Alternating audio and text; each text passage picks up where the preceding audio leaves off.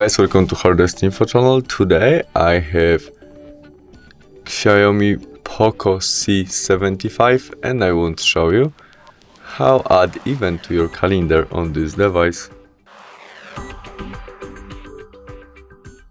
Firstly, open your calendar application. In it, tap on day when we want to add our event. We can change view for a month to be easily to add. And tap on maybe 25. There this plus icon and event. First step, you can add title of your event. There we can set about what is it, this event, and add it to group about what is it. Maybe our group of family, work or house.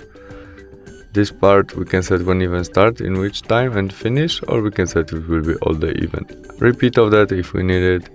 There we can add this event to people calendar. We can make video conference when event starts. We can add location of that if we need it. A notification, and you can add more than one and make custom notification. And there we can change color about notification to this event.